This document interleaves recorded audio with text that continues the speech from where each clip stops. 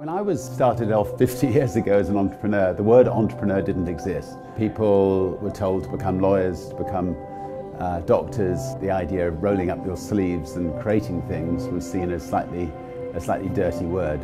The truth is that what entrepreneurs are doing is making the world a better place. I mean, you're only going to succeed as an entrepreneur if you create something that makes people's lives better. The answer to me is this is the most practical time in the history of time to be an entrepreneur.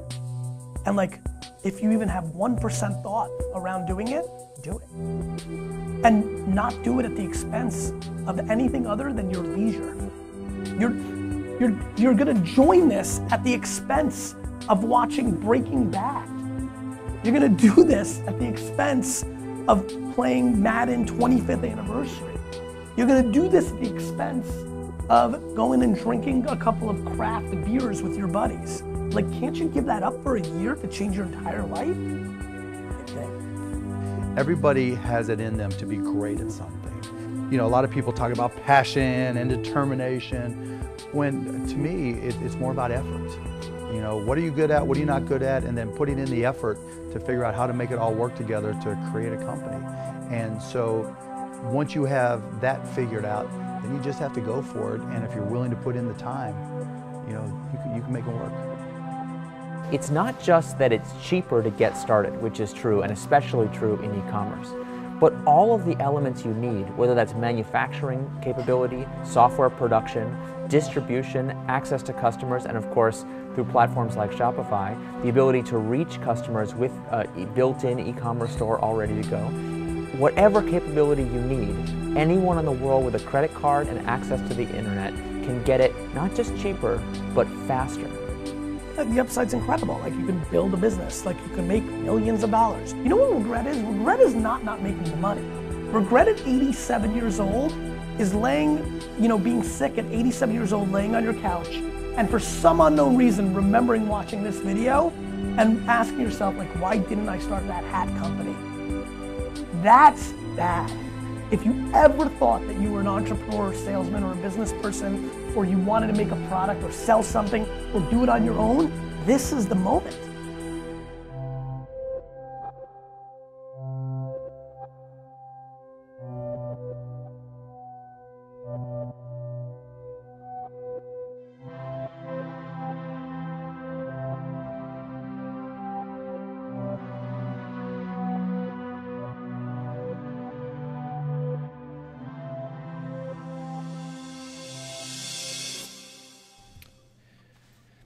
Hey everybody, my name's Clay from the Startup Takeoff. I hope you enjoyed that overly dramatic introduction. This is the 2-hour e-commerce crash course tutorial that I've been promising everybody I would release. First though, before I did release this, I asked everybody what the one thing they wanted to see included in this video was, and the number one question that I got asked was to describe a day in the life of running an e-commerce business. So I answered that question with another video, and just a fun little clip that I put together. If you click this button, you can go ahead and watch what a day in the life of running an e-commerce business from Asia looks like. I'm going to keep the entire 2 hours of this course focused entirely on material. There's an enormous amount to get through. And we're going to jump into it right now by going over the table of contents and showing you exactly what you're going to learn in the next 2 hours.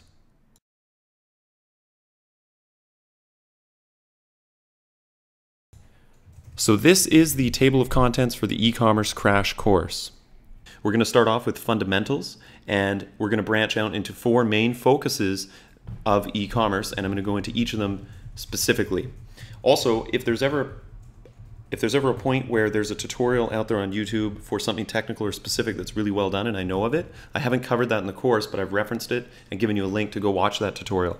A lot of that might be technical stuff, like how to set up something specifically on your back end of your email, or changing zone records on your domain or something like that. So in the fundamentals section, I'm going to start off the course by giving some backstory into the Startup Takeoff, where we came from, how we got started in e-commerce, what we've succeeded at on the way and what we failed at. And there's a lot of really great lessons in entrepreneurship and e-commerce that I'm excited to share with everybody who's starting on this journey as well. Next, I'm going to talk about the 3,200% productivity hack and the single most important e-commerce success principle that you need to understand. And if you just understood this one principle and how these 4 variables relate, then you're going to be much more successful getting your online store started. I'm going to talk about the e-commerce must-knows and the tools that you're going to need to succeed in e-commerce as well. E-commerce relies on a lot of technology and apps, and you need to know how they all relate and tie in together. I'm also going to talk about picking a niche and finding suppliers. Actually choosing a vertical that you're going to get started in is a really important part of e-commerce, and finding a supplier, whether that's somebody to manufacture the products or somebody to resell the products, is also very important. You can't succeed unless you have good products, and you can't succeed unless you have a market where people want to buy them. We're going to talk about conversions, and the first part of converting is actually having a store that can convert, and I'm going to show you exactly how to register a .com domain for your store and set it up on Shopify. Shopify is the platform that holds all your products, lists all your products. You use a theme that's responsive to whether your visitors are on mobile phones or tablets or desktops, and I'm going to show you how to do I'm going to show you how to set it up perfectly from the very beginning, and I go into detail on that one. So again, you can click on the arrowed part here to jump to that section, or you can find the timestamps in the description of this video. After I show you how to set up the e-commerce store on Shopify, we're going to talk about how you list products and how you list products that sell. I'm going to show you some copywriting hacks that you're going to have to know if you're writing product descriptions or if you're writing ads or advertising copy. We're going to talk a little bit about abandonment, and there's a lot of things that go into conversion rate, but abandonment is just one of them, but it's a really important one, and it's an example to get you thinking about ways you can improve your conversion rates. I'm also going to talk about A/B testing fundamentals, and A/B testing is essential for success in an online environment, especially where you're running an online store, and it becomes even more important if you're buying traffic and you want to be converting off direct response advertising. Speaking of advertising, we're going to talk about traffic in detail. We're going to talk about paid traffic sources, that's PPC, media buys, sponsored posts on networks like Facebook or Instagram, etc. We're going to talk about the free channels of marketing. These are where many people will get started. Social media channels, referrals, contacting bloggers to set up affiliate links who are in their vertical, email marketing as well. I'm going to talk about Amazon fulfillment, wholesale to brick and mortar stores. That's an interesting ball game. And I'm going to talk about viral growth hacking strategies for getting traffic to your site. And I'm going to show you some examples of businesses that were launched off short YouTube clips, just one viral clip that launched an entire e-commerce business. So some interesting things to think about. Then we're going to talk about operations, and operations is really the business of running a business, and there's pricing, distribution, hiring, automation, scale, getting orders out, logistics, everything. And the better job you do here, the lower your costs will be, the more streamlined you'll be, the better your customer experience will be. So it's important to think about all of this stuff. I'm going to talk about distribution and shipping strategies you can use to get your orders out faster. I'm going to talk about automation and scale. And I'm going to give you some examples of how you use different apps and different technologies and services that are available, combine them to completely automate processes that other businesses have expensive staff doing every day. A lot of administrative duties can be completely automated. It's really cool, and I'm going to show you some examples that will blow your mind.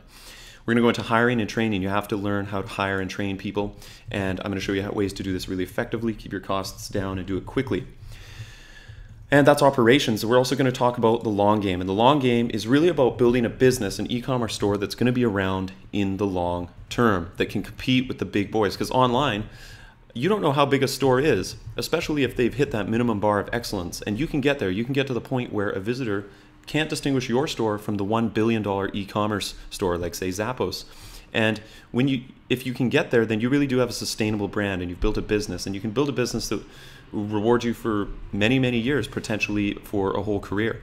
And that's really exciting. So I talk about building a brand. I give you some really important tricks about branding in general, and more practical, applicable ones, such as how to choose your colors and fonts using color theory and fonts that look good together, etc. I'm going to talk about your back-end funnel.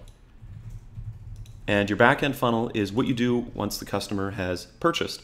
How do you interact with them after they've purchased, a month down the line, 6 months down the line. It's really important that you reach out to them to try to get them to come back. And it's important that you give them a good customer experience so they want to come back. And we're going to talk about also customer service, how to define all the touch points customers have with your business, and how to align them all so they have a consistent experience with your brand every time.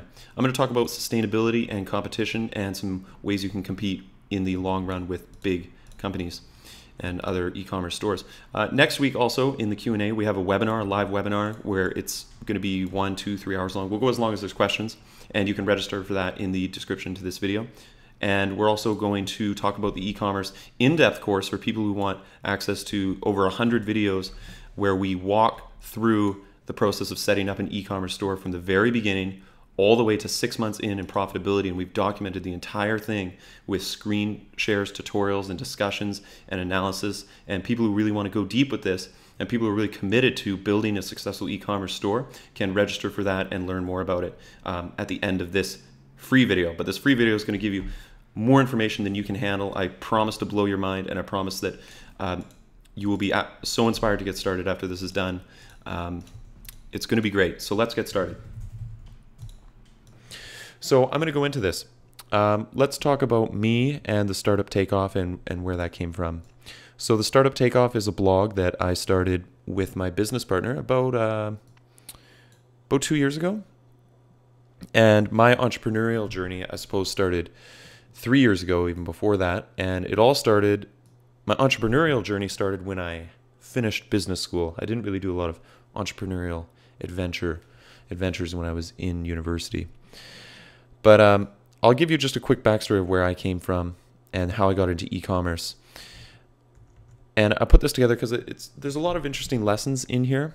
And I'm going to wrap it up by bringing it all together by showing you exactly what one possible journey of entrepreneurship looks like, and what I found, what were the things that helped me to break through and really start making a lot of money, and really to starting to become effective, because I really spun my tires for a very, very long time. So real quick, I started 3 years ago. A week after my last university exam, I was sitting here. I love to show this photo because it's real. I took it. It was my horrible desk staring at 2 computer screens of tax software, doing taxes, review engagements, and just some just classically tedious stuff. And what's interesting is that I think a lot of people are being in similar situations where, for me, I was completely broke. I was trapped in debt. I had no idea. Well, I knew I would have to be sticking with the CA, the accounting career, for quite a while until I actually had some breathing room financially.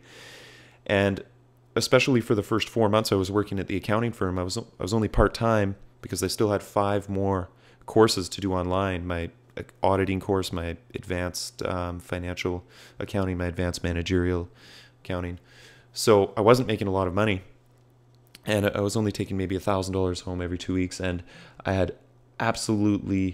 was drowned in debt. And I remember at one point I was so broke before payday that I was in my backyard foraging for apples that were growing out of the trees because I was so hungry. And one of my friends had to lend me $100 and say, "Clay, go buy some goddamn groceries."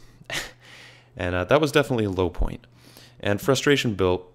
And at one point, I remember thinking to myself, I cannot do this anymore. I need to find a way out. I knew that if I stayed in the CA firm doing my accounting job, my life was going to be the exact same for 10 years. And any kind of job security I thought I had, if I got fired at any point, it was all over until I actually became skilled enough that I was desirable in the workforce. So it was really a scary point.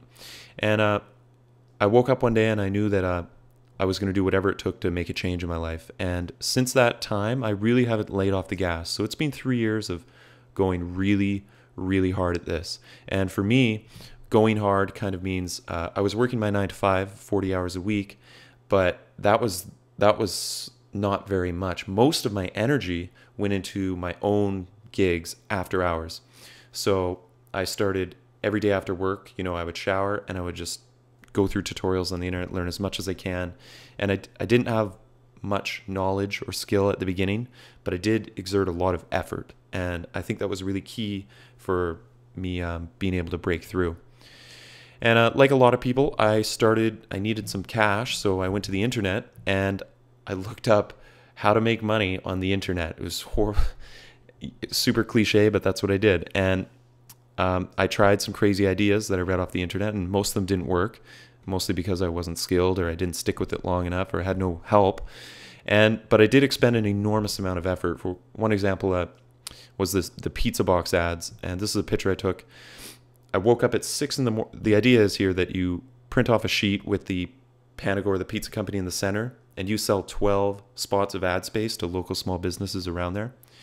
And I thought, oh, I can do this. I can sell ad space. So I printed off a fake one that I had never actually done to actually demo to people that I had sold these ads previously, and that 1,000 people locally who got delivered pizzas would see their business on this ad.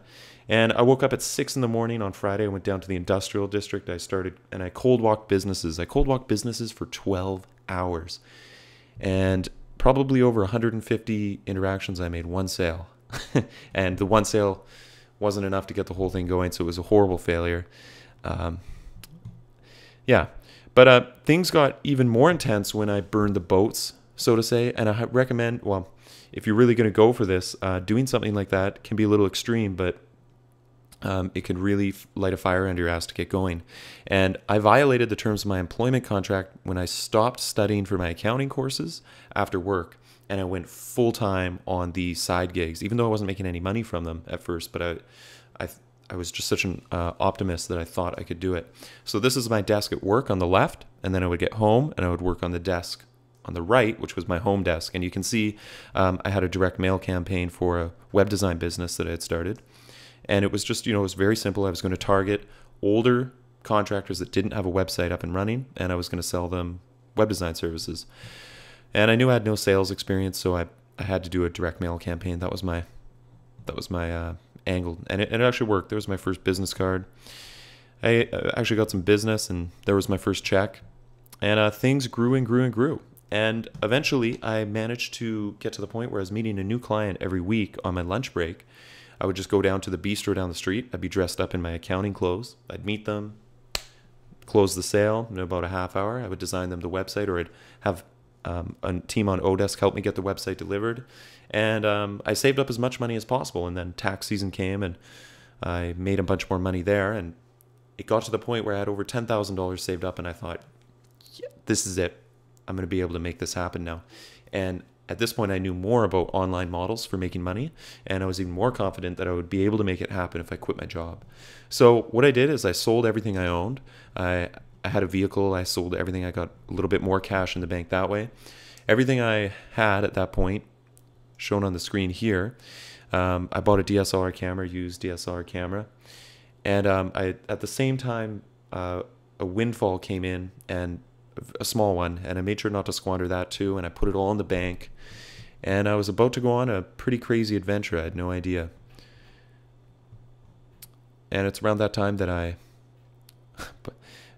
went into my boss's office, and it's been a slice. I was going to roll the dice completely on my own career. Then I took off, couch surfed around Canada, Vancouver, Calgary, went to Montreal, visiting a lot of people, and just that's when I got into affiliate marketing full-time. And this is when I became a full-time affiliate marketer. And by full-time, I mean full-time with my time, not with any money that I was making. I did lose I did lose for a very long time. And it's around here that I went on a string of working around in cafes for about 6 months to a year all over the world, mostly in Asia and Eastern Europe, where it's cheap. And that brings you up to the first lesson that I want to talk about. And that's this is us when we got to Asia, and we ended up moving to Asia, renting out a villa, and for a 1-year lease, because we had saved up enough money. We had budgeted a runway of 1 year. And if you're familiar with the startup takeoff, that's what I talk about a lot. Is you're going to save up a bunch of money, and you're going to build up a runway for you to go full time, all out on your business pursuits, just to learn as much as you can. And that was the plan, but the universe does not exactly see things that way. And after a while, I'd been out of my job now for 246 days. I'd invested thousands of hours, well over 1,000 hours, into my affiliate marketing, and every other project that I had seemed to end in failure or go nowhere. And for a while, I started to wonder if I was cut out for the entrepreneurial life. I got into so many projects. We set up this website, Click Specialists, for digital marketing services. And for the life of us, we couldn't close a client. The very first client that we had closed at the last minute bailed down on us when he found out we were working in Asia, overseas. So it was really bad. And I even have my chart here from my affiliate earnings. I'll show this to you. This is the chart from the first 246 days in affiliate marketing. I'd lost $2,000 and I'd spent almost an entire year bashing my head against the wall with no hope that I was going to be able to turn it around.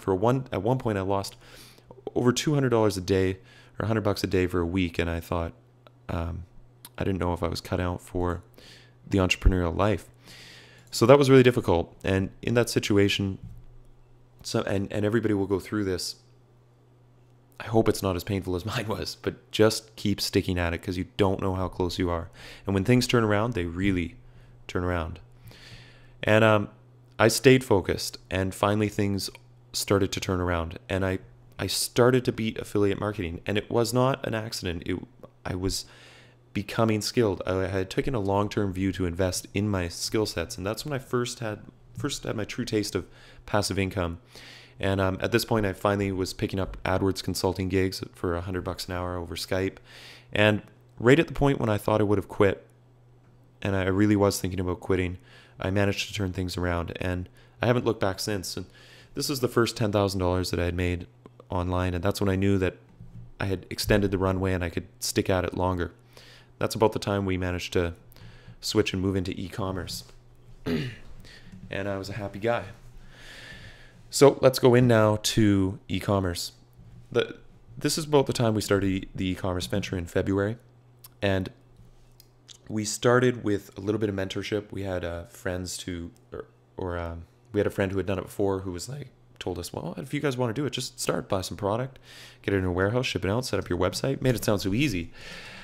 And that's what we did. And we got started. And since that time, it's been an increasing amount of just a sustained focus on one thing since then. And it felt good. It was a relief to finally have like the one big project as opposed to all of these little projects that never really panned out. But when we just committed to this one big goal because we knew it was something we really wanted to do.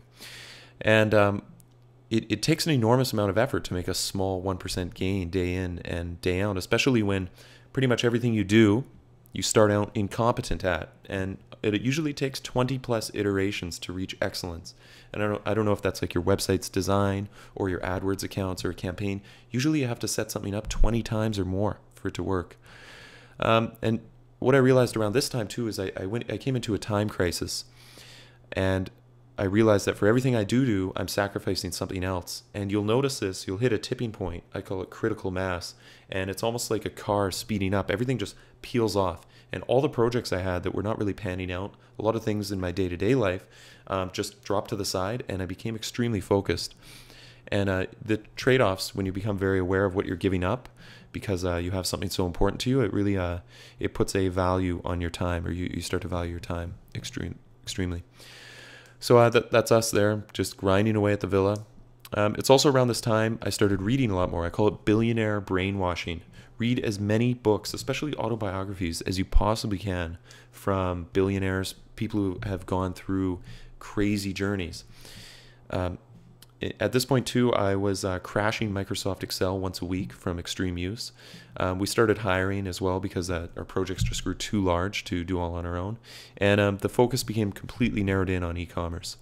And this is the first graph that I want to show you. You'll likely go through something like this if you start a business. It starts out, this is called the Trough of Sorrow. And I didn't make this up, but it is a famous graph in the startup world. You start out enthusiastic until reality sets in and you completely crash to what I call the dark days. They call it the Trough of Sorrow. And that's when you experiment, you try different things, nothing works, and you're just trying to get that right. You're trying to get everything to click. And when I talk about 20 iterations, I mean 20 iterations in every domain of your business. And finally, you get them all together and they start working, and that's when you start to take off. And I don't really remember much from this time. If I look at my journal entries, I keep a journal every day. They're just working. That was pretty much it. Just focused on working. A month later, I'm still just working. And that grind continued for months.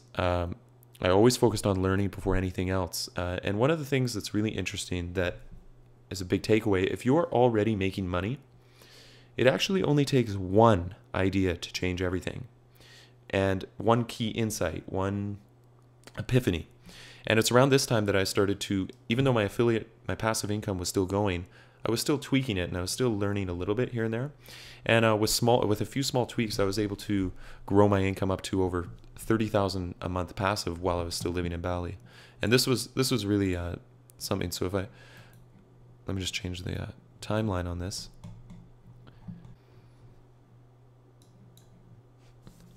I always find it incredible to look at, but you know, at one point, I was going to give up when it was at its lowest, but I did persevere, and that continues to go, and that was a huge lesson for me, and that's when a lot of my attitudes started to change. I still stayed extremely focused on the e-commerce business, and it continued to grow.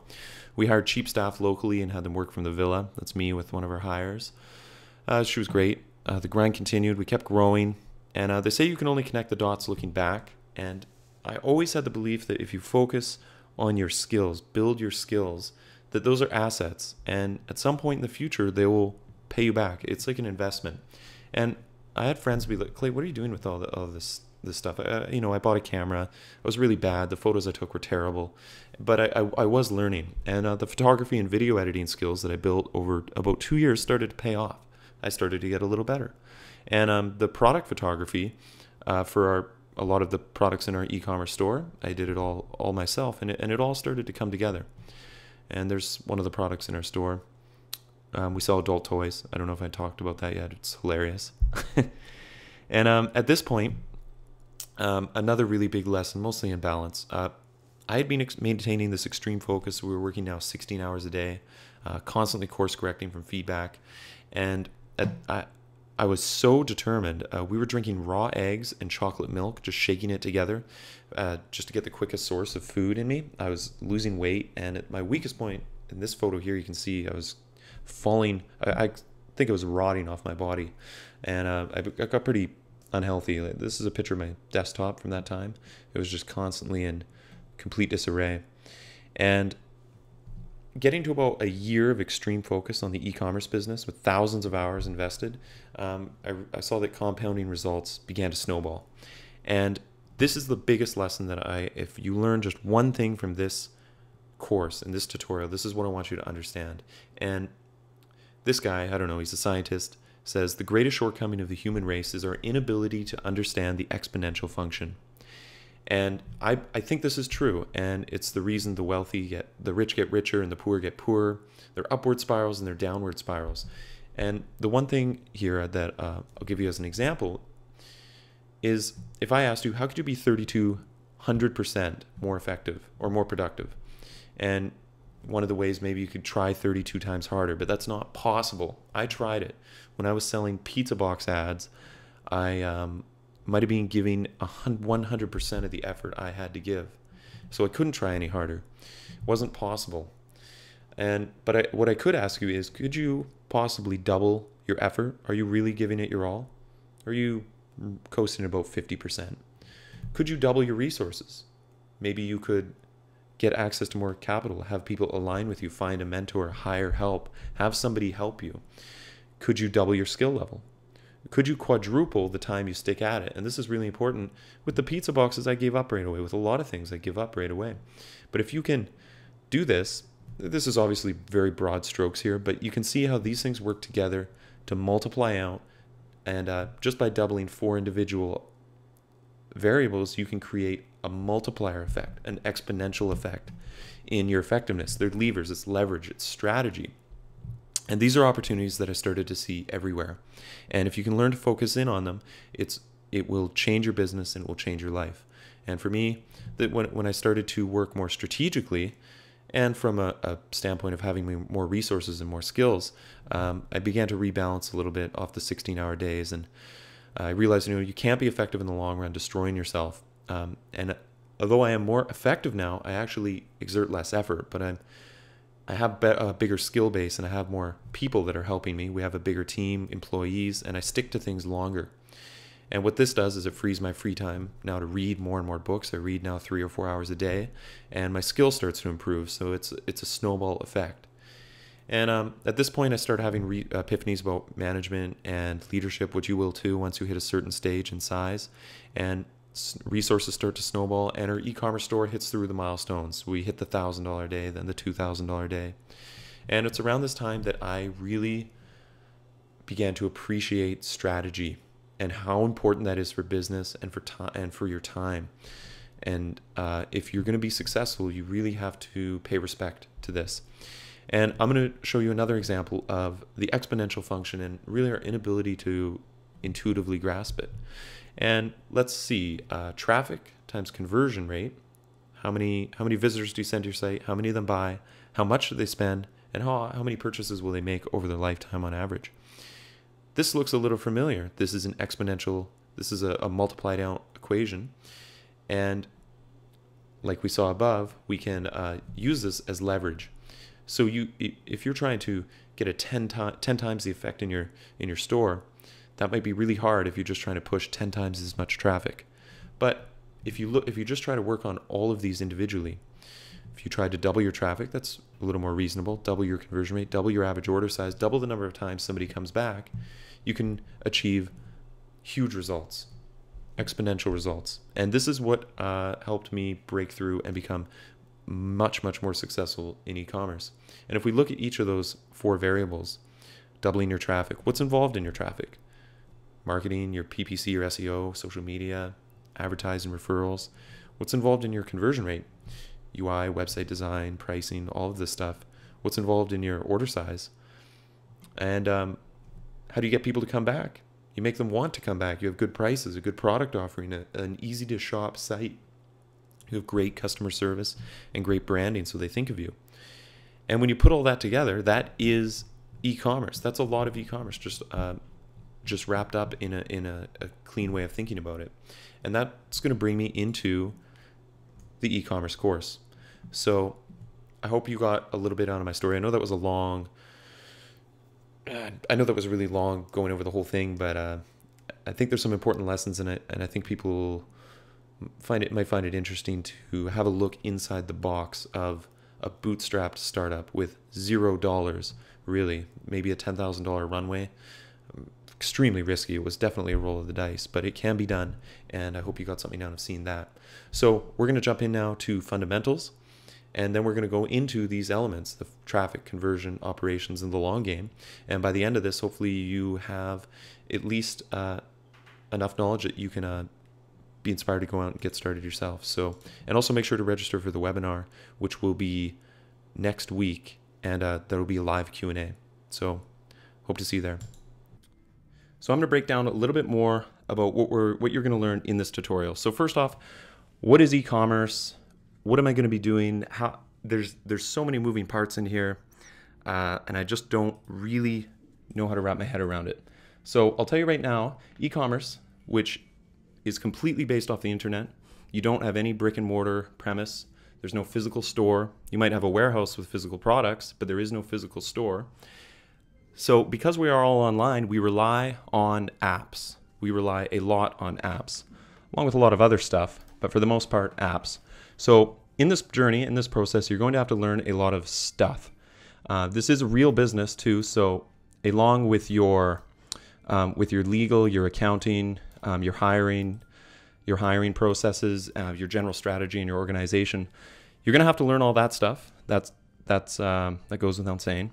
You're also going to have to learn, your sales funnel, marketing, all of this stuff. But as I mentioned before, you're going to have to learn to use a lot of apps, but you're also going to have to understand how they all work together. So what's going on behind that cheeky picture that I put on at the beginning of this tutorial? Waking up in the morning, I live in Bali, so I live by the beach. I wake up every morning to an inbox of notification of payment received. I don't have to work any given day if I don't have to. We have a team that handles everything. Everything pretty much runs on autopilot at this point, and I work if I want to grow the business. So what's going on behind this? How is this possible? I'd like to sell you a simple dream of passive income, but really there's a lot going on, and I'm going to break it down for you in this tutorial, but I'm going to give you a quick overview right now. So it all starts with your e-commerce platform. What are you doing? it's online, so you have to have a store. And for us, that store is on Shopify. And Shopify is the content management system and the checkout process that handles all your transactions, where you list all your products and where you send all your traffic to. It's just a starting point. But you need to receive your payments. So we use PayPal and Moneris to process our payments and have the money transferred into our bank. And then we also have a blog that's managed on WordPress. So that's just your standard blog website management tool.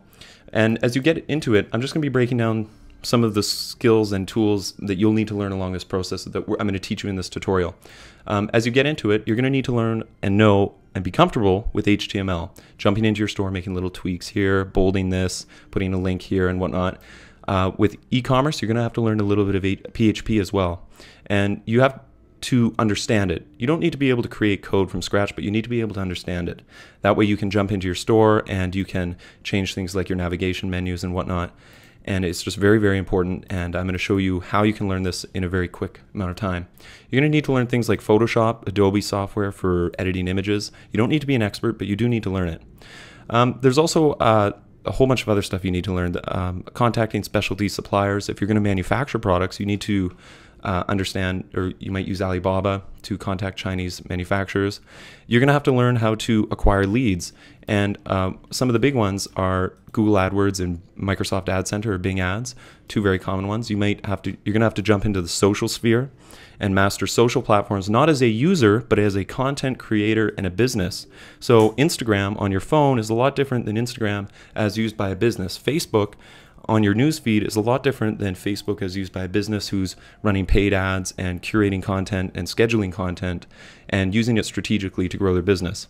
You're going to have to hire a team and grow your team and manage your team digitally, because you don't have a physical office or store. And we're going to use things like Slack and Trello to keep organized with a team. We're going to use Odesk to find and hire contractors to perform tasks like customer service or graphic design or data entry or whatnot. And we're going to stay organized by all syncing our content up on the cloud and using programs such as Google Drive or Dropbox.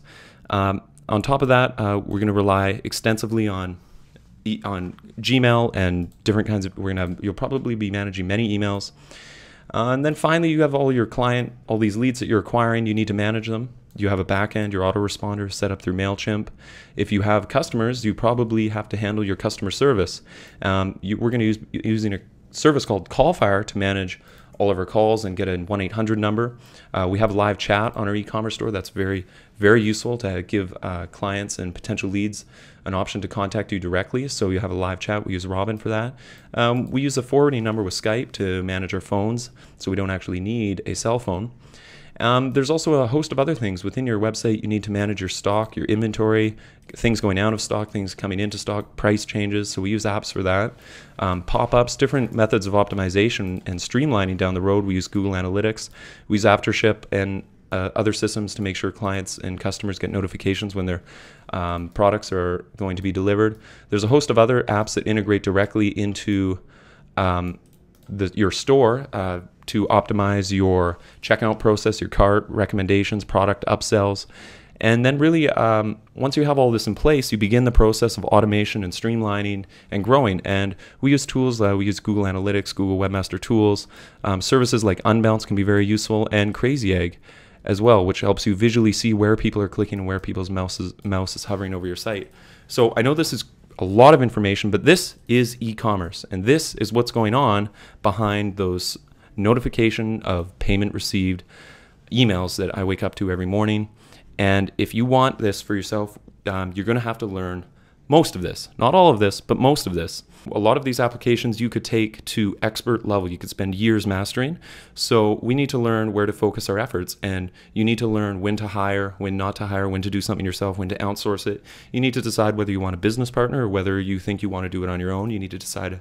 You need to know the answers to these questions.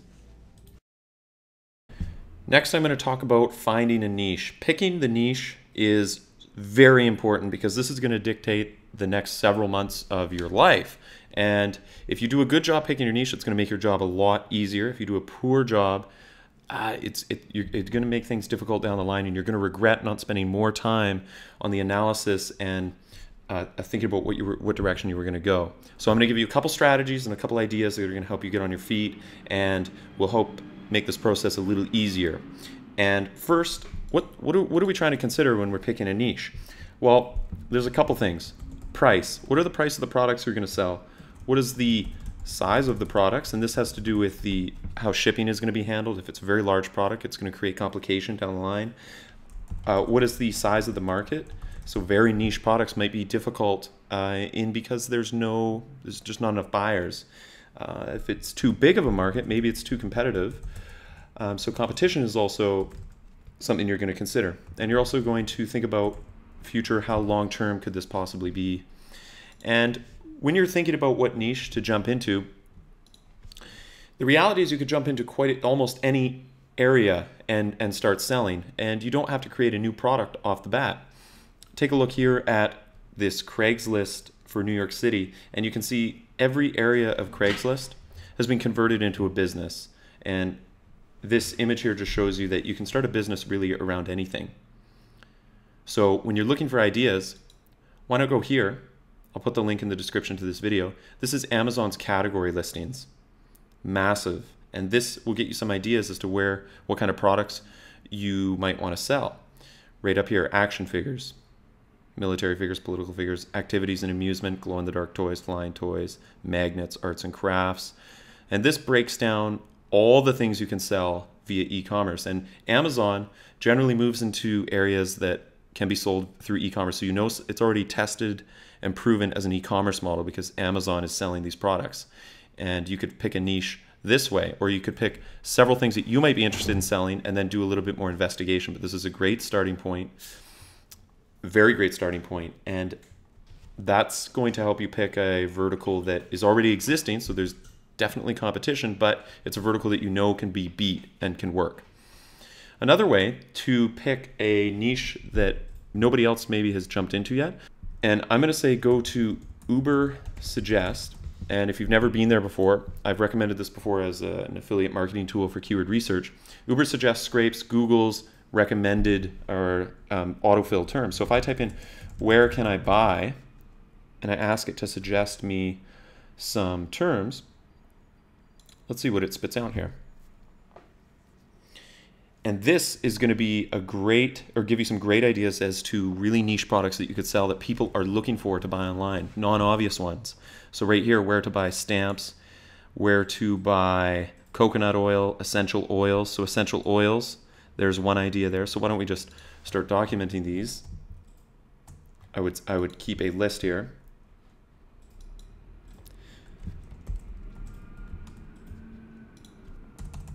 Ideas. E-commerce ideas, maybe essential oils, high priced, small, easy to ship, coconut oils. Let's keep going. What else we got here? Beard oil, biofreeze boxes, condoms, castor oil, citric acid.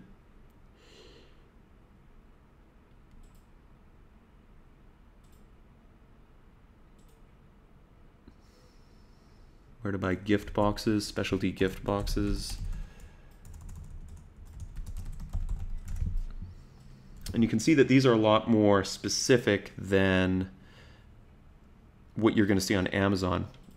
Where can I buy leather products, mason jars.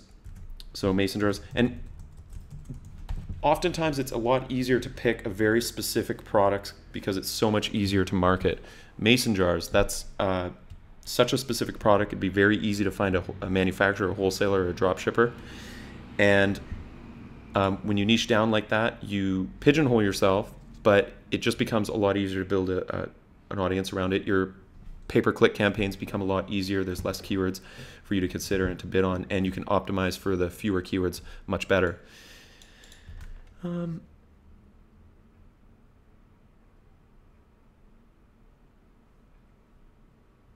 Organic cotton, peppermint oil. So I'm seeing a lot of oils. People are curious where to buy them. So I mean, right off the bat, that's an idea maybe for an e-commerce store that sells all kinds of oils. scented oils, coconut oils that you can for cooking and eating, oils for well-being and for, I don't know, that you burn like a fire under. I'm not sure how they work, or burn a candle under. Raw milk, raw honey. Food might be difficult. I'm not sure. I would stay away from food. Where can I buy Redbox gift card? Suspenders, Spanx. Suspenders is another one here. Maybe you'd create an e-commerce store that specializes in suspenders, all kinds of goofy suspenders, everything like that. I know one of my friends started shelfies.com and they sell just ridiculous sweaters. So if ridiculous sweaters could work, ridiculous socks, maybe ridiculous suspenders. That's the kind of stuff that's a lot easier to market on social media channels, Instagram. Everybody who buys it posts pictures and hashtags your company. So let's keep going through Ubersuggest. But anyway, you get the idea that this is going to show you what people are actually searching, where to buy, that have buying intent, that are ideas for businesses. So go ahead and look through that, and don't restrict yourself to where to buy. Where can I order? And these are people who expect to make a purchase online, and that's going to give you ideas of businesses, products you can sell. Where can I order balloons, black roses, DVDs online, engineer prints, eye contacts, colored eye contacts as well, flowers. These are all online businesses as well. I know groceries is a big one. All right, so I'll let you guys jump into that one and go crazy and get some ideas, and then it becomes a matter of deciding between all your ideas. And once you've actually chosen your niche, your e-commerce business that you want to jump into or you want to start exploring, the next step is to find a dropshipper, a wholesaler, or a manufacturer and get started. And we're going to talk about how to find a good dropshipper in the next segment, which I'm going to jump into now. Really quickly, to get everybody up to speed who might not know what dropshipping is, I'm going to go over it right now. What dropshipping is a model where you sell the products through your website, but you don't actually own the products or hold inventory. Somebody else does, and they just give you access live to inventory levels, and they give you access to wholesale prices, and they take care of the shipping for you. So a customer orders a product through your site. Step one, you charge them whatever you want, and then you route the order through your dropshipper.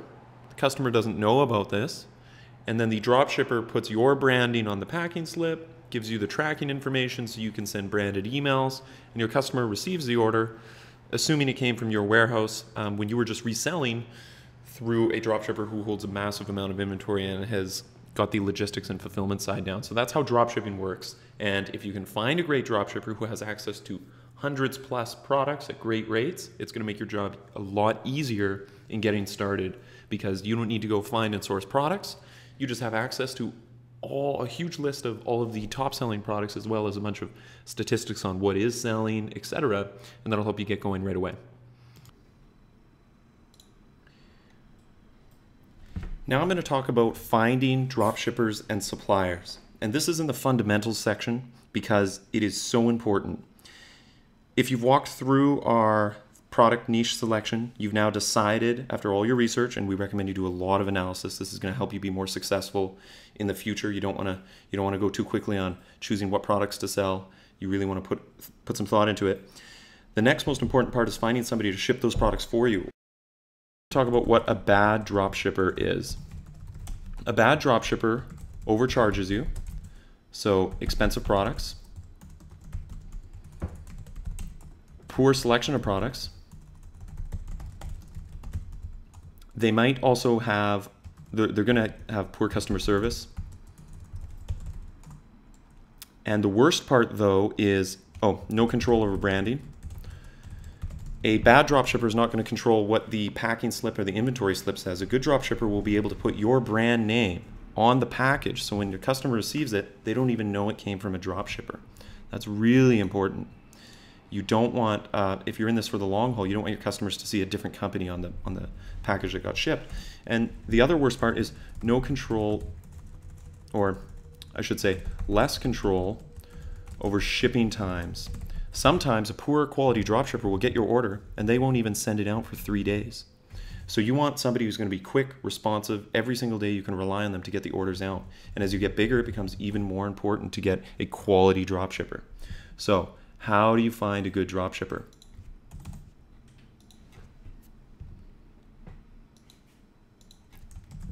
How to find a good dropshipper. I'm going to give you, this is one of the e-commerce hacks. This will help you find a good dropshipper really quickly. Most people will go to Google, and that's also what I'm going to recommend, but don't do what everybody else does and type in your niche plus dropshipper. That's going to give you dropshippers who have gamed the Google search engine, the SERPs, to appear at the top, and they're going to be the ones that are giving you the worst margins. They're going to have super easy applications, so it's going to make you think that you solved your problem. You sign on, you have access, and you have a dropshipper, but they're doing all of this stuff. They're expensive products. They don't have many products. They're not going to ship them out very quickly. They won't let you put your branding custom on it, and they're going to cost a lot of money. They might charge you up to $5 per order. Well, a really good dropshipper would only charge $2 per order. It's called a dropship fee. So if you go to Google and let's say your vertical was pet supplies. Well, I would go pet supplies dropshipper. Here's a guy. First result, Majestic Pet Products, dropship fulfillment. Need a dropship fulfillment for pet product supplies. And looks like all I have to do is log into their private label. But I'm really going to recommend against doing that. And here's the trick. Type in this keyword, this key phrase, distributor of the year, niche. When you do that, you're going to get distributor or supplier of the year and then plus your niche. So if I go back to Google, let's type in pet distributor of the year. And right here, Pet Age will honor Phillips Pet Food and Supplies as the 2014 Distributor of the Year. Well, let's see, who is Phillips Pet Food and Supplies? Distribution and Wholesale, phillipspet.com. Right off the bat, take a look at the difference in these two websites. This majesticpet.com is what appears in the #1 Google search for dropshipper pet supplies. But if I type in pet supplies distributor of the year and I find the company that won the most recent award for supplier distributor of the year in their industry, they're most likely going to be the highest quality dropshipper, and that saves you a ton of time, and you can reliably you can trust that they're a quality dropshipper.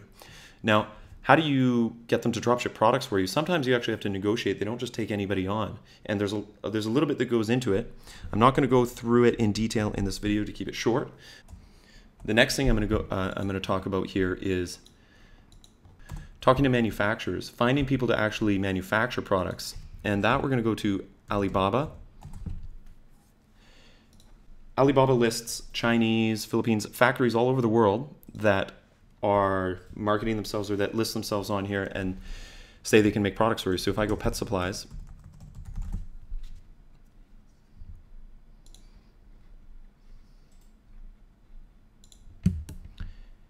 right here is a supplier in China mainland who will make pet products, wholesale dog supplies, elegant dog sofa beds. You can see they list their price, $5.40 to $6.50.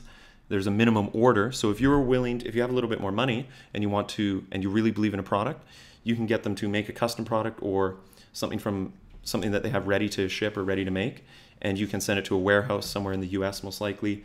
And it's a little bit more complicated, but you can make a lot more money because your margins are great. But the one trick for talking to manufacturers is, well, one, verify the factory exists. Do this by a Google search, see if you can find pictures of their factory, make sure they've been on Alibaba for many years. Two, this is a negotiation tactic. Before you negotiate, pretend to be a large company with a very large order. So they say here 200 pieces is the minimum. Well, say you want to buy 10,000 and say what is the price they can give you, because then you can find out what the rock bottom price is. They're saying it's $5.40 here, but maybe it's $2. And you can find that out by pretending to be somebody who's going to buy many, many products. Then once you find out the rock bottom price, you can it's a lot easier to negotiate closer to that. Another thing, once you are actually shipping products with your dropshipper, so the example I gave here is this Phillips Pet Food and Supply. Say we start a relationship where they're drop shipping products for us. We start growing, we start shipping more and more products. Well, eventually you're going to get to the point where you're going to want a bigger discount, and if you go out flat and ask them for a discount, it's going to be a lot more difficult than you ask beforehand. So once you start making sales, preempt a discount. So ask what sales volume they'd like to see for increased wholesale discount. This way they tell you, well, we'd really like to see you pushing $5,000 a month in product. Well, when you get to $5,000 a month, then you can ask for an additional 5-10% off. And they're already committed themselves to giving it to you. But if you get to 5,000 without asking, and then you ask, well, they're going to ask you to get to 10,000 before they give you a discount. So that's just a negotiation thing that will help you save some money. So next, we're going to move into focus 1 of this free course where I'm going to talk about conversion. Okay, in this video, I'm going to walk you through exactly how to launch your e-commerce store step by step. In this video, the very first link is the Shopify link, and that's the platform where you're going to be building your store. If you use the link, you'll get a bonus $100 of $50 of AdWords and Facebook credit. So make sure you sign up through that link, and it's free. You get your first two weeks free.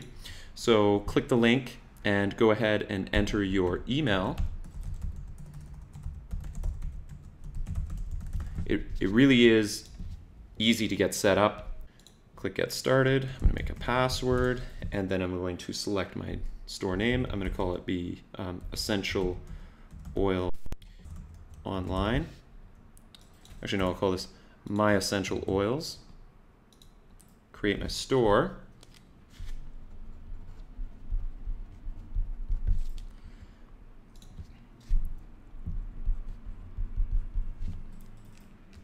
Perfect. It's an online store. My name is C. Ferguson. It's got my autofill there. That's great. That's my phone number. Please don't call me. I'm just playing around. Expected revenue of my business is $1 million. And let's enter my store.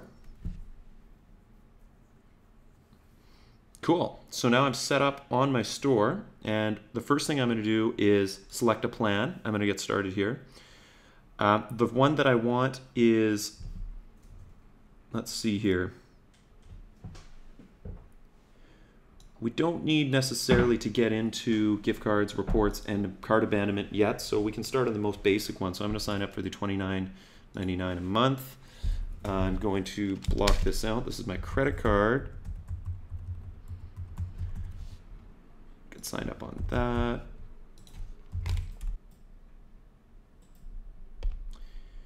Good. So now my store is registered, and they're also going to process payments for me. This is the Shopify dashboard. You're going to become very familiar with Shopify. It's going to be what we're using for most of our tutorials here. And before we get started, I am going to set up my store with a custom domain. So before we do that, we're going to have to link my store with a, well, how do we do this? So I'm also going to show you how to link this to your domain. So first thing, you have to buy a domain. So I'm going to do that at GoDaddy.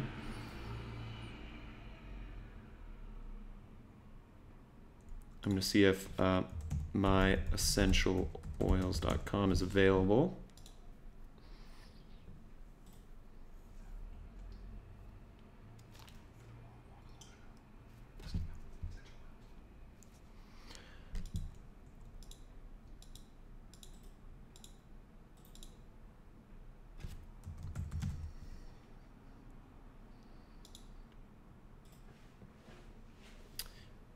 Cool, My Essential Oils Online is ready. So I'm gonna go ahead and continue to the cart. Don't need any of this stuff. Don't need their email. We're gonna do that all ourselves. We're gonna show you how to set up the custom emails later.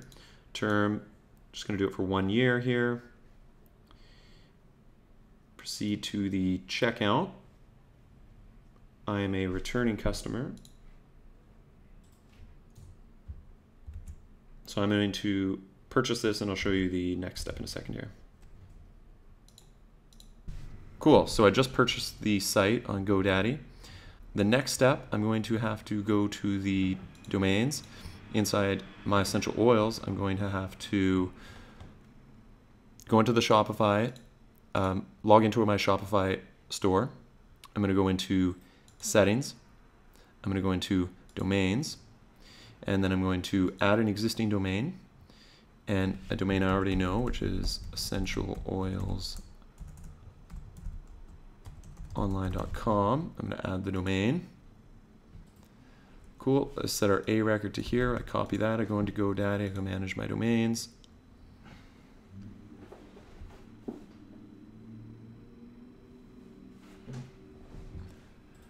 Go into My Essential Oils.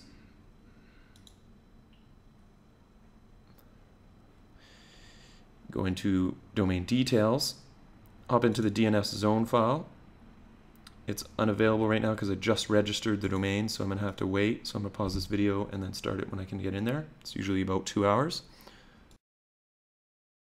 Cool, so it looks like my zone records are ready. So again, in GoDaddy, I've logged in, click the DNS zone file, copy the A record that we're supposed to set the Shopify store to. DNS zone files, it's this one right here, so we're going to go ahead and change that. Points to right here. Finish. Save our changes.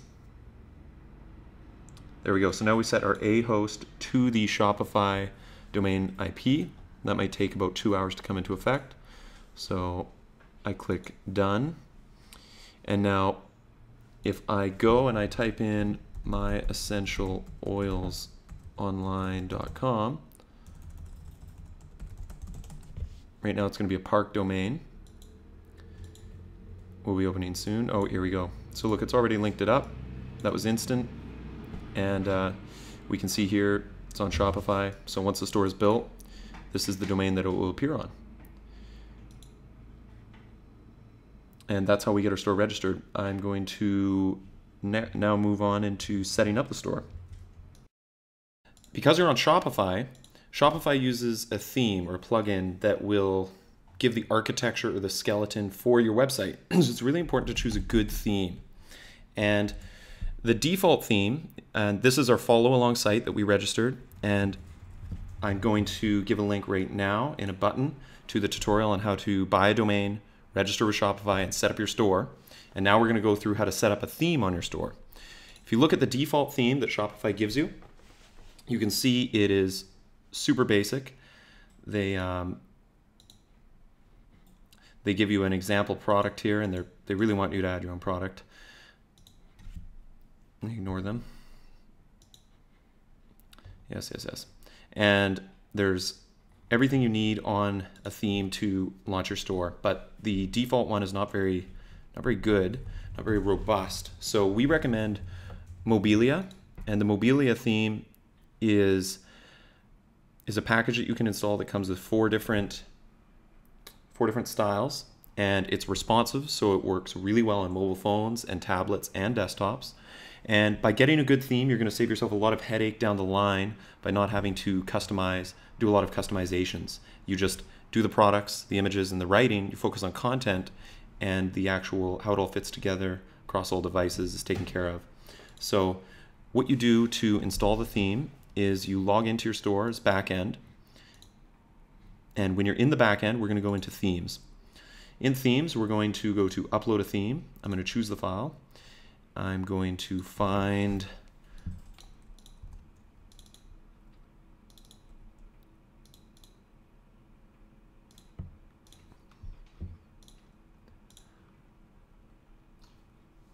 the .zip here. I'm going to open that.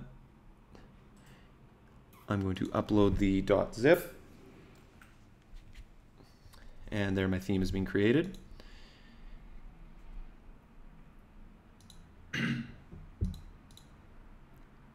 And I can see the Mobilia theme here, so I'm going to publish that one.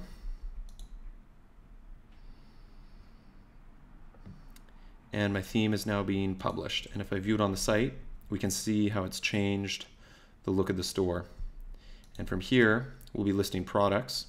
And I'm going to list a product right now, just as an example. You can see there's no products found in this collection. So if I go into the store, I go products.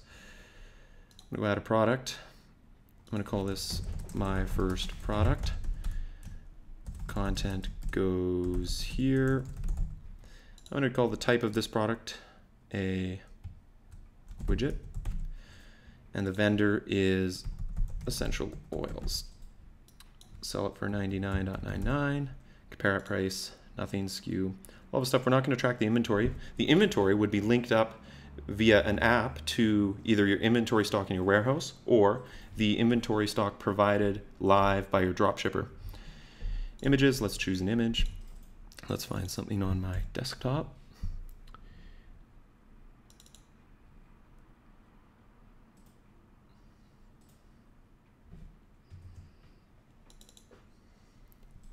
So there's the image, and I'm going to publish that.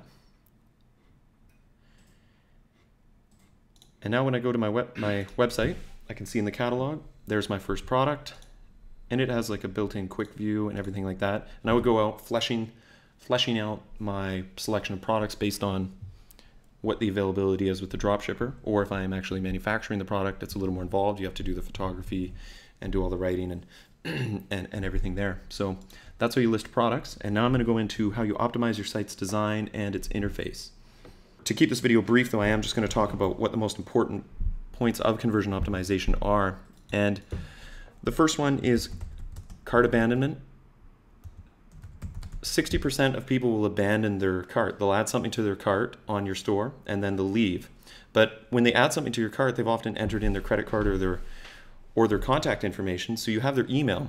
So we use a tool called Klaviyo, and Klaviyo is an email plugin to Shopify that automatically emails people who abandon their carts. And then you can even incentivize them on the second email 2 days later saying, here's $10 off your order, please come back and complete your purchase. And that's one of the easiest things you can do to increase your sales and get more out of your traffic that you're getting to your site. And everybody should be using it. You should always be emailing people who abandon their carts. The other resources for optimization is Unbounce. Unbounce is most effective if you're using paid traffic, PPC traffic, which I'm going to show you in part 2 how to do. And Unbounce allows you to send traffic. It's a really easy to use tool for marketers that allows you to send traffic to visually drag and drop built landing pages using themes that are known to convert, and then test 3 of them, 3, 4, 5, 10, as many as you want, A, B, C testing. So if you send 100 visitors to A, maybe 10% convert. You send B, you send 100 visitors, 15% convert, and to your third landing page, maybe only 5% convert, then you know that landing page B is your winner. And I'm going to talk more about that in the next section, but it's really important to A/B test. And some of the other resources on conversion optimization, I'm going to link in the description to this video. But it's one of the most important parts of e-commerce, especially for stores that are just getting built. It's important to focus on conversions.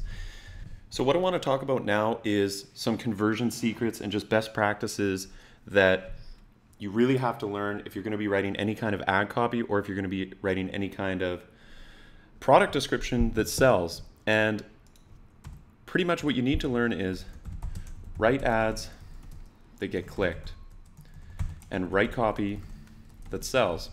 And the difference between copy that sells and copy that doesn't sell can be, you can increase your conversion rates up to 500%. It's insane how important this is.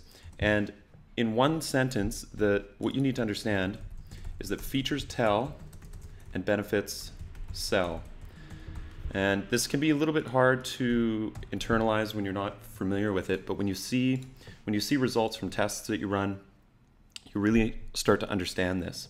And usually when a retailer is trying to sell a product, they talk about the product, features, they talk about the color, the size, the price, but that's not actually selling the product. That's not why the customer's buying it. So you really need to understand your customers really, really well if you are going to write really good copy. And that's why good copywriters are always in very high demand.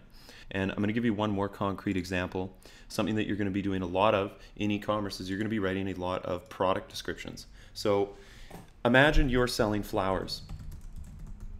E-commerce for flowers, it's a really big business. Drop shipping flowers is really big. And here you can see on the left I have the image of the flower, and then on the right I have the text product description. You're going to be doing many of these. This is a really common in e-commerce. So what many retailers will do is they're going to try to sell the flowers. If you ask them, what do they sell? They'll tell you they sell flowers. But a real business person understands that they're not actually selling flowers. Flowers is just the feature. And if you really think about it, they're not selling flowers because that's not what customers are buying. They're not competing with other flower shops. They're competing with wineries, gift shops, because people are buying gifts. They're buying gifts for loved ones, etc., or for events. And when you understand that, you can change how you sell your description or sell your products in your descriptions. So here is a poor quality, or would be considered poor copy. These flowers are red, white, purple, and come with a beautiful red bow. And then we could say something about the price, more feature-based. We are selling for $24. We have fast, free shipping. So that's feature-based, and that's assuming that the customer is trying to buy flowers, but they're not. So a good copywriter will understand that they're buying flowers, but they're actually buying a gift. So what do they want? You could then rework your ad copy here. So let's think about this. These flowers are the perfect gift to put a smile on your lover's face.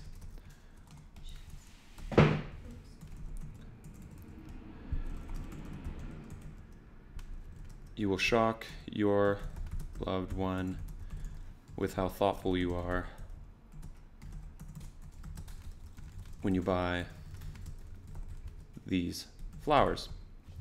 This is a clear example of benefit-based copy that really understands the customer and what they're buying. So I've completely ditched selling the flowers, talking about the flowers, talking about the features of the flowers or the price, and I'm talking about what the customer actually wants. And they want a feeling. They want to be perceived well among their loved ones or whoever they're buying their flowers for. And whatever industry or vertical you get into, you're going to be learning more and more and more about your customers and what they really want. And then that's going to help you write better and better and better product descriptions. And also it's going to help you understand that as you make decisions every day, you'll understand when you make a decision that's in the interest of the customer and when it's not in the interest of the customer, because oftentimes you don't actually know. In this part of the tutorial, we're going to talk about marketing, and this is actually getting people to come to your store and buy. And what you'll find is setting up the store, all of that, everything we've talked about up to this point is actually the easy part. The hard part is marketing. We rely on systems that have been automated and built by other people, and the one thing that can never be, or the one thing that's in scarce supply right now is attention, people's attention. And getting people to come to your site and find you is what the game is all about. So there's a lot of different channels we can use. So I'm going to go into them, and we're going to look at the most common ones on the internet. And it's going to depend a lot on how your business is set up, and you might not be well suited to advertise on each individual channel. But the first one I'm going to talk about is Google AdWords, Microsoft Ad Center, that's Bing Ads. And this can be tricky, but the fastest way to make your first sale. And Google AdWords, Microsoft Ad Center, that's where you buy ad space on its intent, its direct response, and it's based on search intent. So somebody types in buy pet supplies or buy coconut oil, and your ad pops up, send them to your website, they land on a product page or on a collection page, and then they navigate around, you sell, and they add to cart, they check out, and then you ship the product to them. So that's a marketing channel that I'm going to go into quite a bit more detail on in this tutorial, but also in the Startup Takeoff e-commerce tutorials. And we're going to give you a look inside what winning ads and a winning campaign looks like. The next is social media marketing, and this is one of the best ways. Social media marketing is easy to start. Also, it's free. So a lot of social media marketing doesn't cost anything. You can register for Facebook, YouTube, everything, and it won't cost you. But there are sponsored posts, and that's a whole ball game that you can get into later. But posting free content, having it get shared, especially if it's good, is a really common way to launch a business. SEO is another one. SEO is a long-term strategy. Many businesses are built entirely off SEO. It takes a bit of expertise. There's a lot of ways you can get your site completely removed from Google's organic search results, but there's other things you can do to make sure you have a more favorable position in the search results. Appear higher in the search results for a specific keyword of a product that you sell. Very, very good. So you can build your site out and hope that some SEO traffic will get you some sales. But it's not our expertise, although we will give you some best practices for SEO as you set up your site. Next is Amazon fulfillment. If your products have universal barcodes, especially barcodes of products that are in the top 100 best sellers, you can create a reseller account and sell them on Amazon.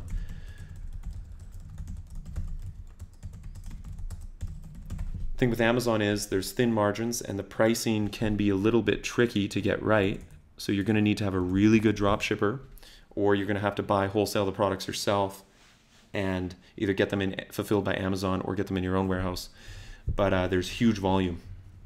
And if you can get a good seller ranking and get yourself in the buy box on Amazon, you can make a lot of money. So I'd recommend looking into that if you think that's a good avenue for your business. So again, it all depends on what business you get into. Now there's affiliates. You can actually get other people to sell for you. So offer, 20, 30% to affiliates to sell your products. This is a great way to get started because somebody does all the marketing for you. They just drive sales. And affiliates, I'm going to call this referrals as well. So one of the best ways to get started is contacting blog owners. So if you're selling pet supplies or essential oils, find a blog that really is an enthusiast for dogs or for essential oils, coconut oils, or whatever you're selling. Contact them and say, if you write a post or if you put a link that sends people to my store, I will compensate you 20% of all those sales. And then you use an app that gives them a special link, and it's win-win. So they send traffic, they get paid out. It's all automated, their payments are automated, and they send you traffic that's converting and selling. And a lot of businesses rely on this almost entirely.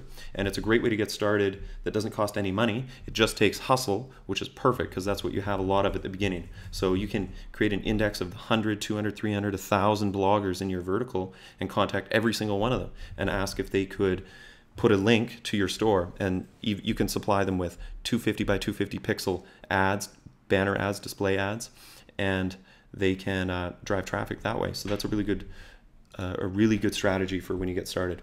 Social media marketing and affiliates or referrals are the two ways you'll probably get started because they're free. They don't cost anything. They don't take that much expertise. They just take a lot of hustle.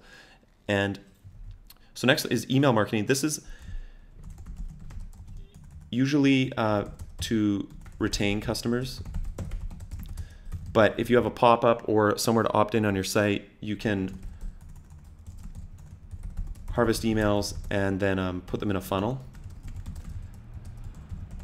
to convert. So somebody comes to your site, you entice them with a $10 discount or enter to win a $100 giveaway once a month. They give you their email and then they receive a highly optimized set of follow-up emails on right after they subscribe the next day, next week, that's designed to get them back to your store to convert later. And then also email marketing comes into play as you actually make sales on your store.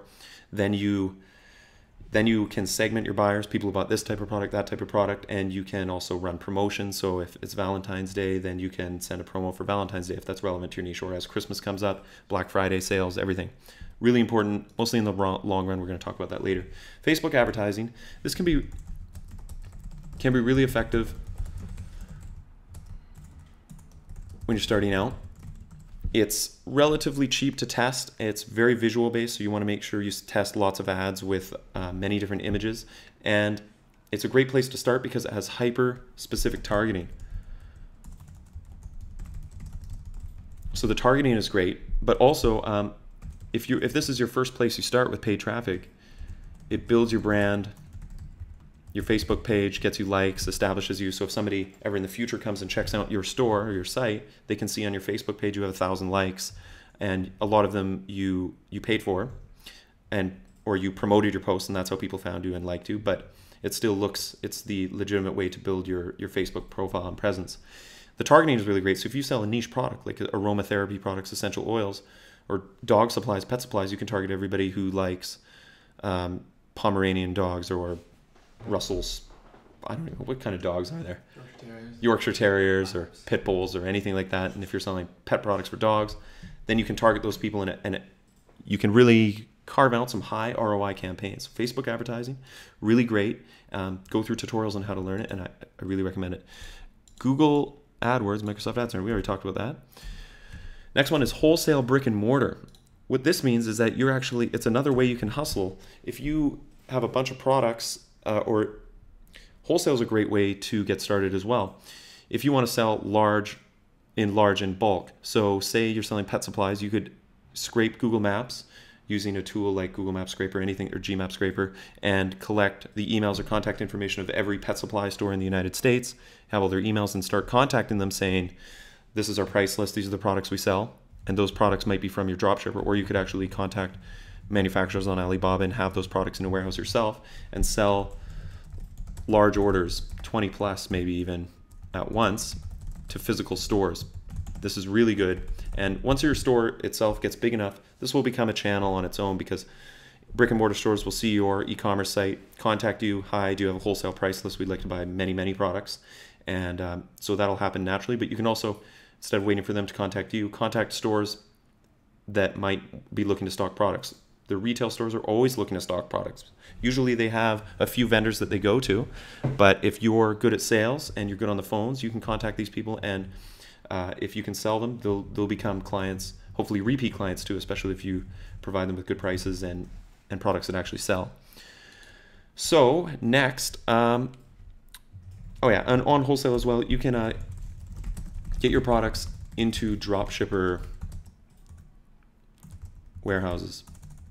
So if you go the manufacturing route and you make your own product, you can then get it into, say, phillipspet.com. Especially if they're already drop shipping for you, then you have a relationship with them and you can say, okay, we're manufacturing our own brand, our own line. Can you put it in your store?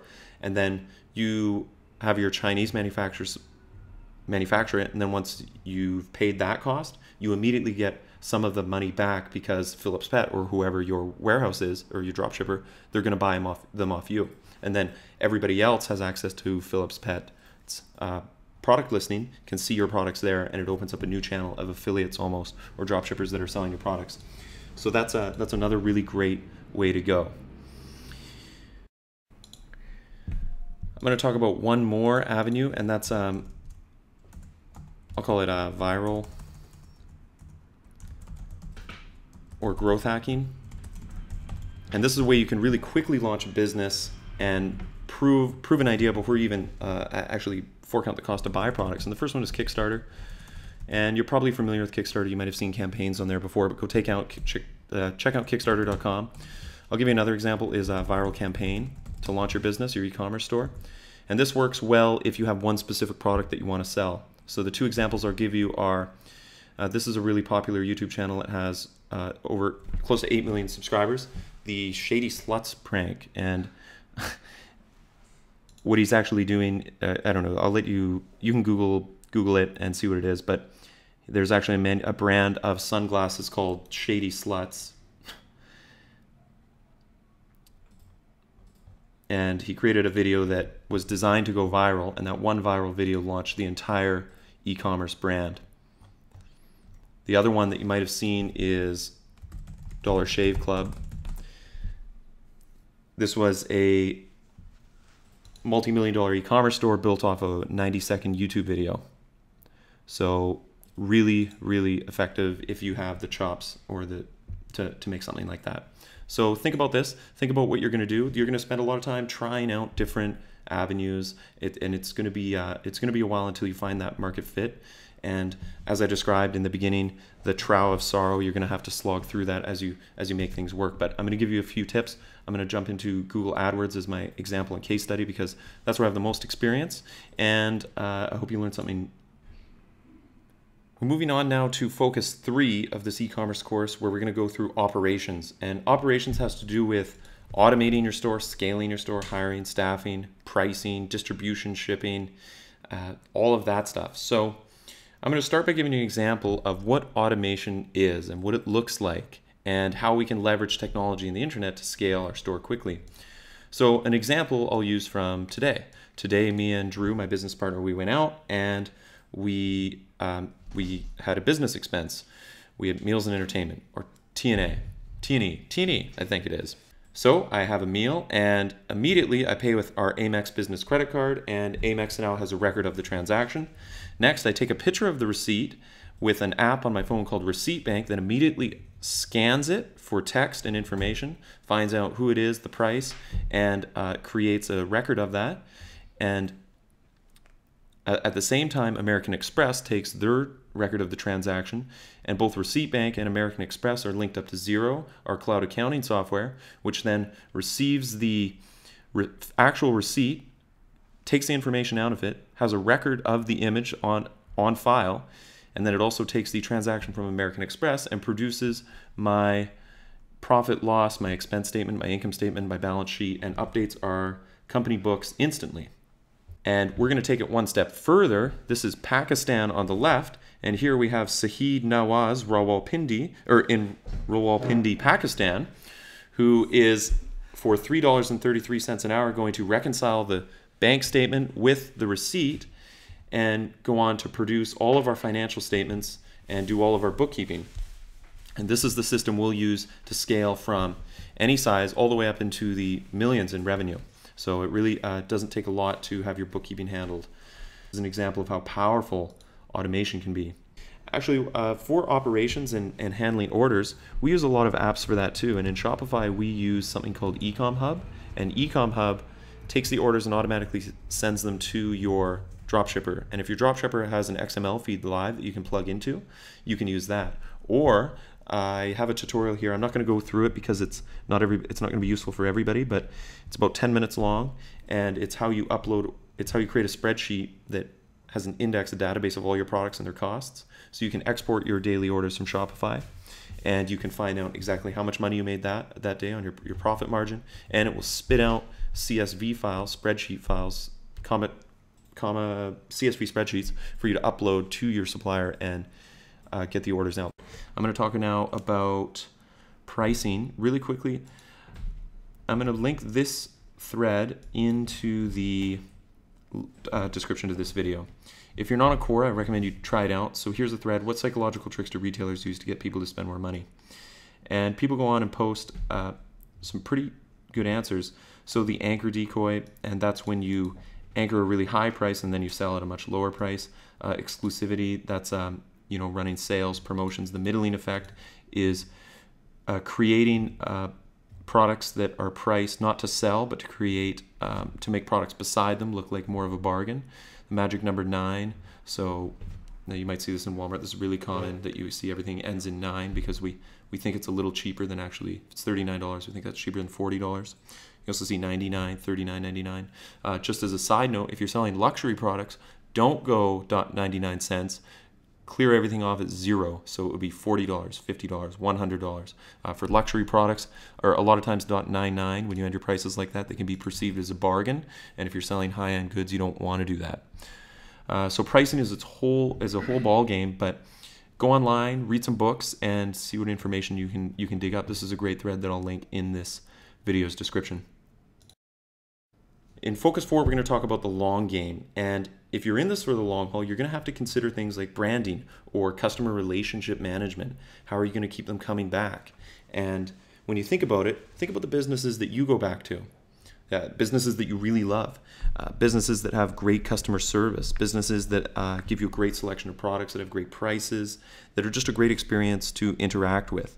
Well, those businesses have thought very carefully about every point of interaction. Every time you interact with that business, they've expected that, planned it out, and often run tests to see how the average person responds.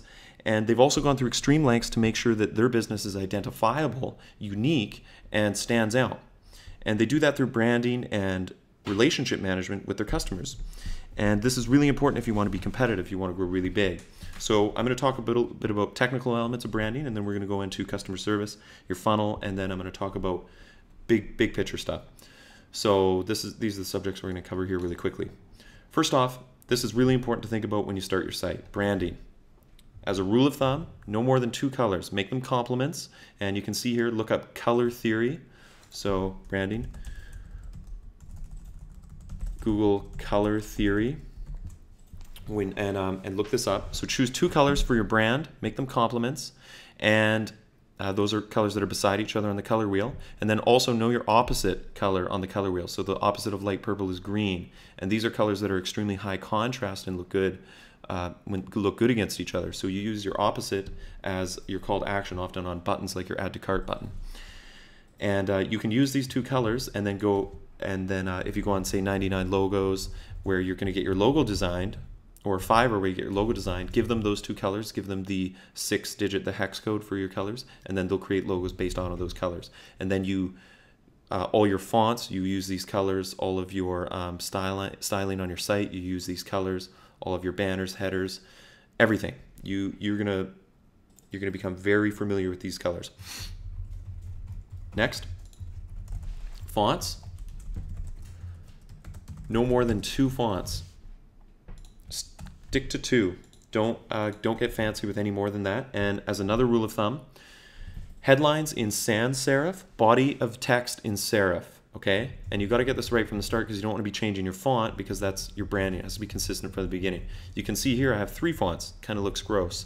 You can also see here that I've written the headline in sans serif. That's without the little curly things off the ends of letters, and it looks clean in the headline as a sans serif, and it just looks appropriate over top of serif. And this is just standard design theory. So keep that in mind when you're choosing your fonts.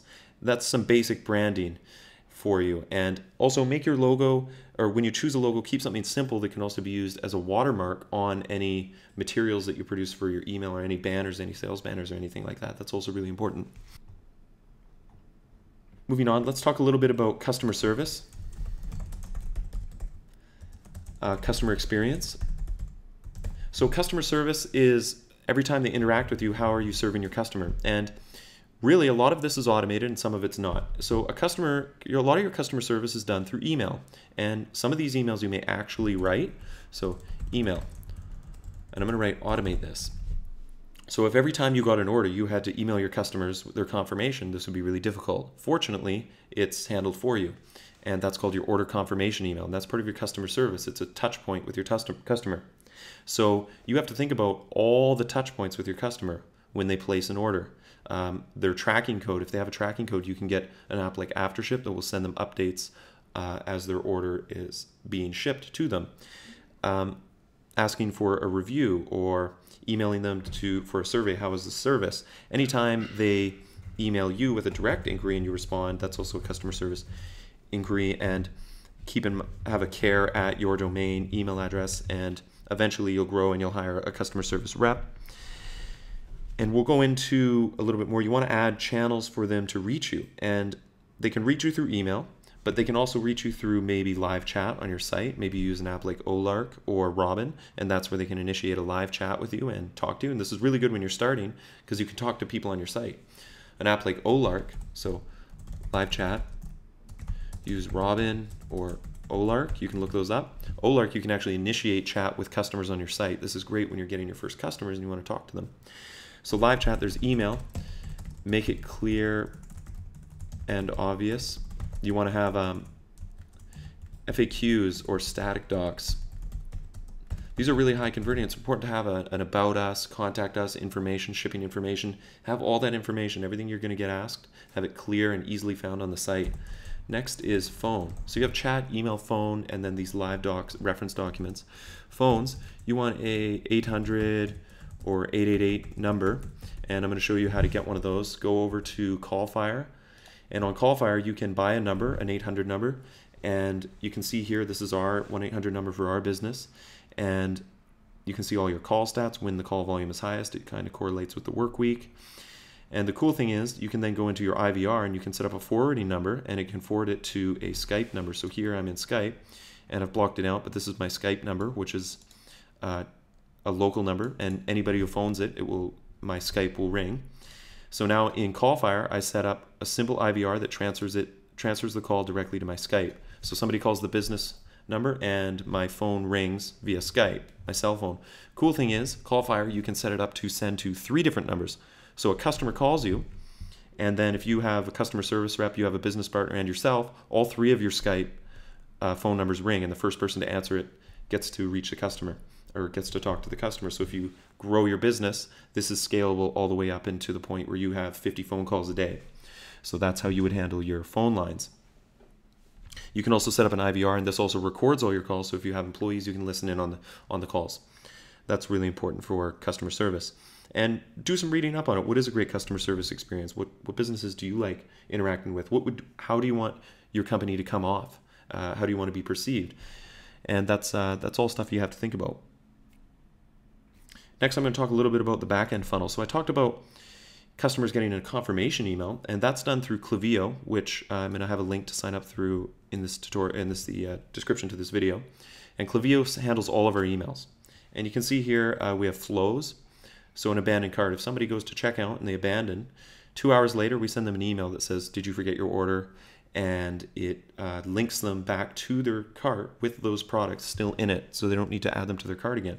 A day later, we incentivize them by giving them a coupon code, and then 3 days later we try one more time to get them to come back and recover.